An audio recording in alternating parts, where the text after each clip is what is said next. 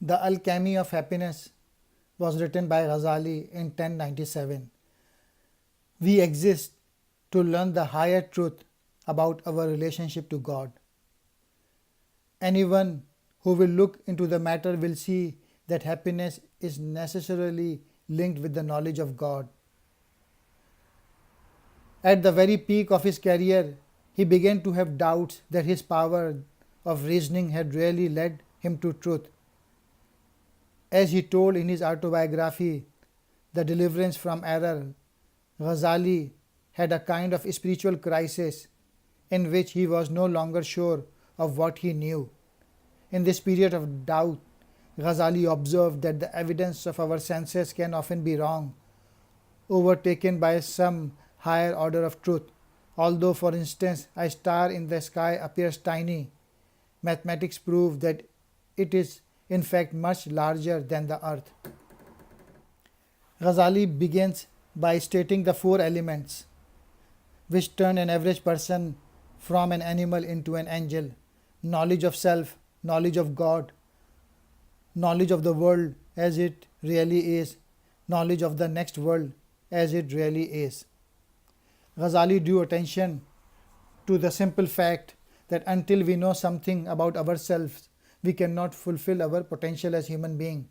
The key to knowledge of the self is the heart, not the physical heart, but the one given us by God, which has come into this world as a traveler visits a foreign country and will presently return to its native land.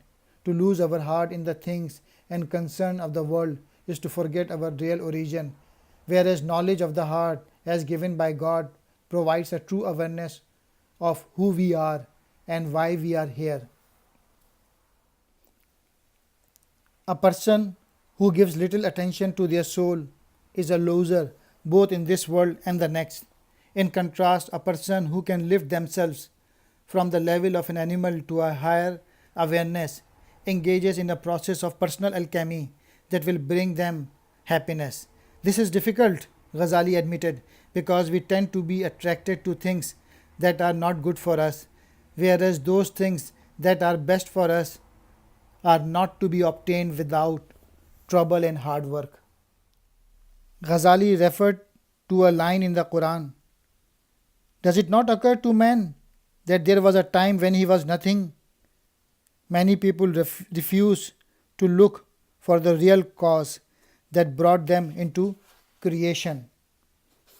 In contrast, a person who keeps their eyes on eternity is like a guest who eats as much as is sufficient for him, smells the perfume, thanks his host, and departs. According to the Quran, souls were set down to earth against their wishes in order to acquire greater knowledge and experience.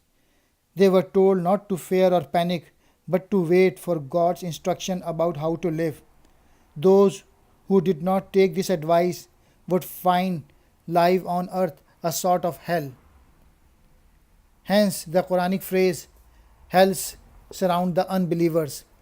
Ghazali noted that neither animal on earth nor angels in heaven can change their appointment, rank, or place, but human beings have the choice to descend to the level of animals through their actions, or by the same token, soar to angelic height.